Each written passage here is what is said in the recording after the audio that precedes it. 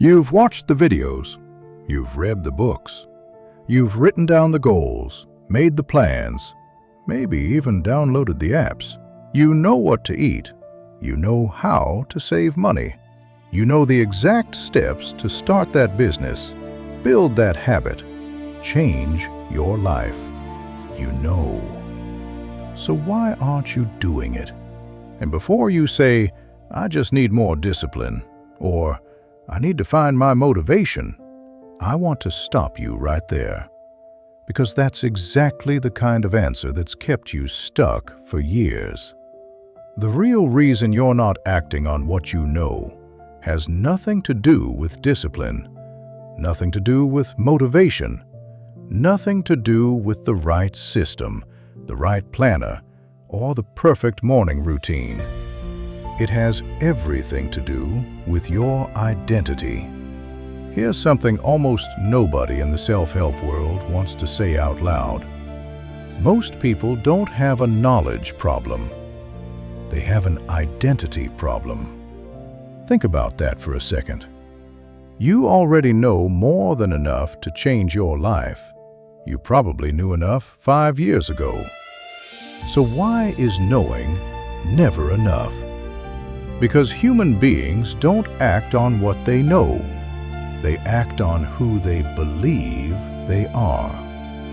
Read that again. You don't act on your knowledge. You act on your identity. If somewhere deep down you believe, even quietly, even without ever saying it out loud, that you're not really the kind of person who follows through, that you're not really someone who builds things, saves money, or gets up early, then every tip, every hack, every system you try will eventually fall apart. Not because the advice was wrong, because it didn't match who you believed you were. Psychologists call this self-concept consistency.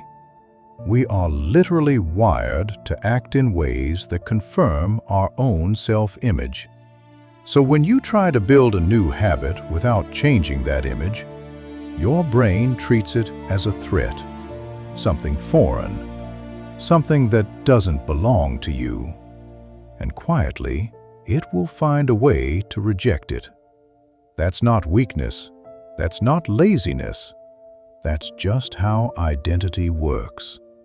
The problem was never that you didn't know what to do.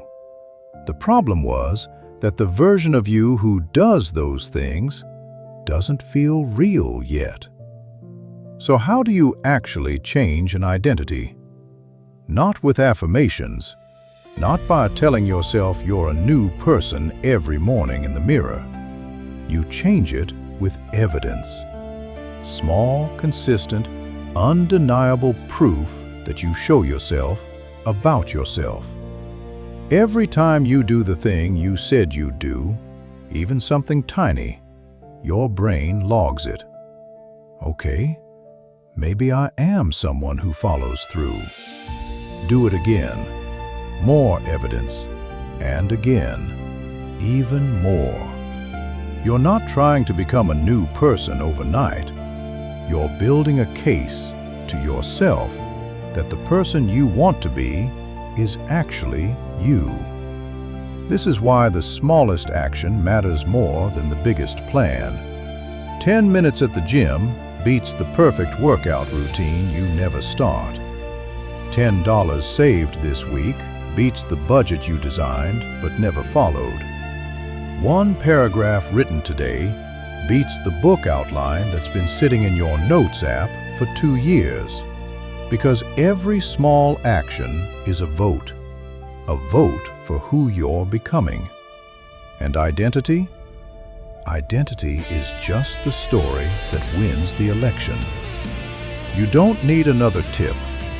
You don't need to watch another video. You don't need to know more. You need to start treating yourself like the person you're trying to become before you feel ready, before you feel certain, before everything lines up perfectly. Because that's how identity actually shifts. not in one big moment of inspiration, in 1,000 small moments where you chose to show up anyway. So here's what I want you to do right now, and I mean right now, before you scroll to the next video. Think of the smallest possible version of something you already know you should be doing, something you could start in the next 10 minutes. Drop it in the comments below, not as a promise to anyone else, as a vote for the person you're becoming. I'll be reading every single one,